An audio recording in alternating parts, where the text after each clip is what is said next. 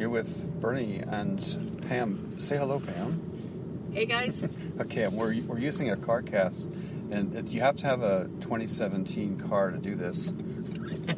No, you don't. But it helps. We're in a Megane that's driving itself to the campus of the Limerick Institute of Technology. Your driver is Pam. You can hear her turn signals now. They're, as they say in the States, are directional indicators. And as we meander through a historic part of Limerick, part of the Georgian part of Limerick, we're going to talk about the YMT, the Youth Media Team, and a big event that covered the Teaching Council's Féilte Conference, a major event on everybody's calendar if they're involved in education in Ireland.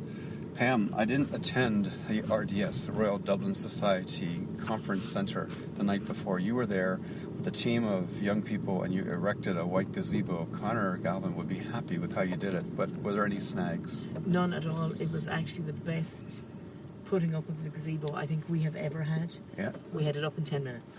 So Connor, take that as a benchmark. 10 minutes. I think we rocked up at about 10 or 7:15, brought in the stuff, and we were out there by 7:29. It was remarkable, especially when you consider that the students knew how to do that after the fact, because they were able to levitate the entire structure and knock it down without breaking anything at the end in a fashion that would have kept the props guys happy. Yeah, it was good. In the venue. Right, the night before. Actually, just one other thing as well. I think our location this year was superb. Yeah, it was. It was towards the back of the venue, close to a coffee dock, close to the toilets, and easy to get out of and into where we had to be. So a quick line of travel to the hallway. Great and the workspace library. as well. Plenty of room for us to do what we so needed to 3 do. tables were there. Good really power good, was there. Yeah. Wi-Fi signal wasn't as strong as it was supposed to be because we needed the members' Wi-Fi, yes, which we'll get next year. And I normally carry a MiFi with me, which I forgot to bring this year, and that would have normally solved that problem. But nonetheless, it was better than previous year, and the setup with your gazebo the night before was absolutely essential. Perfect. That it meant saves that when we a got lot there of trouble. on Saturday morning, we were focused right in, on what we needed power to do up rather than it was good. Tick off the events calendar. Yeah, it was good. But the night before, we actually did spend some time inside of a meeting room in the Ballsbridge Clayton Hotel. Went well. A little bit of grab ass by the boys, which is to be expected, I guess. But I thought they actually had a focus on what was going to happen the next day. So it was really good. They were ready. Yeah, that was the primary reason why we do this, that event. I was mentioning to Pam earlier that I think that we could actually key up some of the blog posts with placeholders, but as Pam has told me, that meeting room the night before probably only happens during an event like Féilte. That's the only one we get it, actually. It's the only one. Now, the reason it's concerning me, the placeholder concerns me, is because at the end of the day, literally at the end of any time we cover something, the written content going up on the blog is a snag. It has to happen. Except Saturday wasn't like that. It was the best we've had. Yeah, and it's... by 3 o'clock, the blogs were up. Lots of different reasons for that. I would claim that at least a mental tick-off list was held by everybody involved. They knew what they were going to do. Another thing was the workshop we did in August really gave them a sense of what they were trying to achieve in the blog post. They worked together very well, actually, as a team. Yeah. I think they were probably on point better than at most events that we've done. I think Saturday was probably one of our better events. They were also really engaged. They loved being there. Mm-hmm. The new guys who hadn't been to Féilte before got it. They really enjoyed it. They enjoyed the buzz of it. They enjoyed the, I suppose, nature of it being you have to adapt to situations. You're told you can get your interview now, you get your interview. So they really stepped up to that. Yeah, and I think you had people walking through the venue that actually said that for us.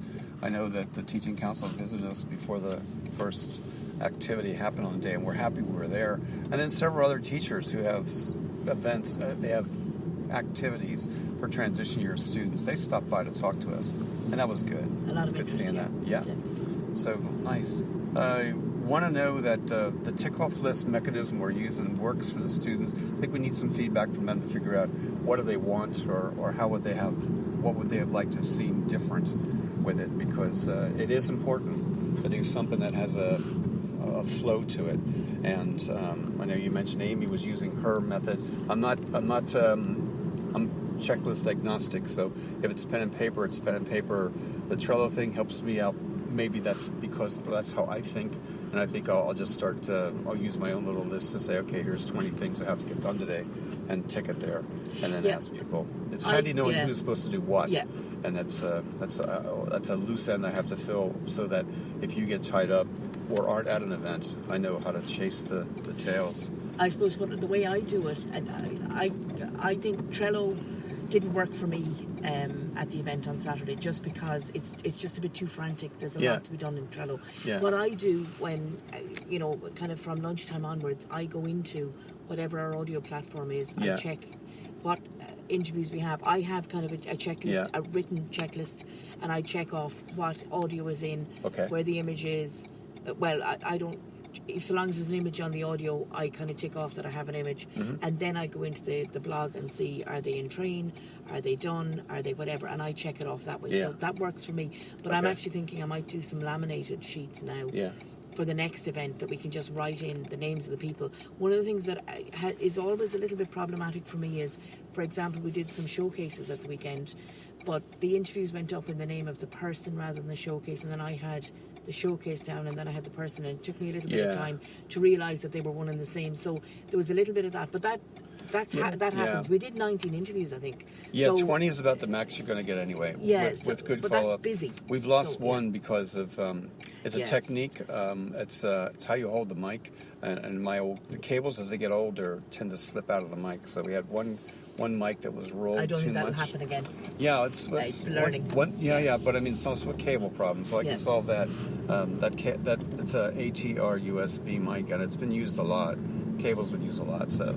I went back to the person involved as well, just to kind of close that loop, just to say, look, sorry about it, come find us next event and we'll do an interview with you. So it happens. To do that as well. Yeah. I was happy to see that some of the parents, and electronically some of the people following us, cross-checked our work.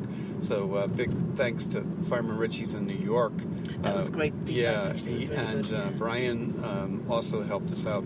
So there are possibilities for parents to be told, here's what we're going to be doing stuff. You have a chance to give it a read or give it a listen, and just give us some feedback if you see something's missing. When I got some of the parents who weren't at the event on Saturday, I got messages from them through Facebook Messenger, really positive feedback on what was happening during the day, keeping in touch with them, letting them know. Feedback has been phenomenally positive. No, both it's from good. The lads themselves and from the parents. Really the parents help our listener count out. Yeah, no, if they would just click and listen. We actually did our usual thing of, we stopped at Junction 14 on the way down.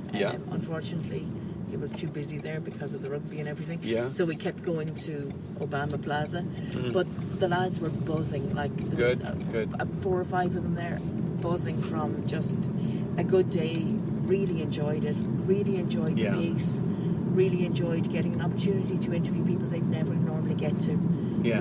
Joanna Reardon, really impressed. Adam Harris, getting again to interview Minister Bruton and Keelan Shanley. So everyone got one of the big names, and it was just a great event. And they were buzzing from it afterwards. Really positive feedback from the parents, from the lads who had gone home and explained what they were doing, and just really good event. The technology that works in the background, like right now I'm using a Spreaker with 2 mics, but I can see the one mic I normally have 2 lapel mics, and I don't have both lapel mics with me, so I'm using a flat mic, which I don't think is working.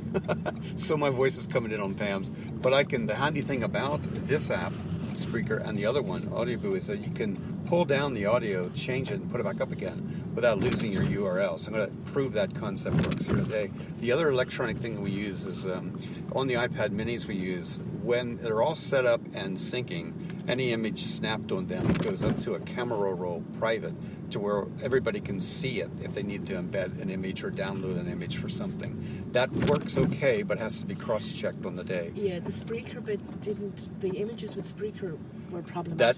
That's because the blog has to be modified with a JavaScript include to pull in the images. No, but even just the putting up the images on Spreaker itself didn't really work. That was because the members' Wi-Fi wasn't being used. Okay. Yeah, it's a multiple socket problem with it, and it will work once. Okay. Yeah, because that was problematic. Yeah. Hassan's doing a dump file for us, which means gathered a bunch of information. And there's parking to the right again. Yeah. We're parking in the LIT parking lot now. This is a maneuver that a car can't do automatically yet. We'll make a plan, Pam, perhaps the three of us, me and you, to do Audio Boo's migration. Lots of content there. There is a site called listennotes.com that has the most prominent stuff we've ever done on it. Okay. So that stuff definitely needs to be pulled into place. And then there's got to be a plan for some of the content we've done, not only to go across to like a final wrap-up of YMTFM on the blog, but some of the elements from the blog and from the audio needs to go to Facebook as a post. Okay, yep. So that's a wrap. Sounds good. I'm going to share this online if it's okay. There's nothing wrong here. If you want to learn how to do this, contact Pamela A. O'Brien or me, Topquote, and we'll lead you through it. It's a requirement that you're working with at least 4 teenagers. And It's a great process. It's a great thing to do. And that they know that they are going to be challenged to articulate their thoughts and meet people who are often taller than they are and more prominent and often on the other side of the classroom from them. Okay, I'm Bernie. That was Pam. Thanks a million for listening. Check out the YMTFM for the rest of the story. Bye for now.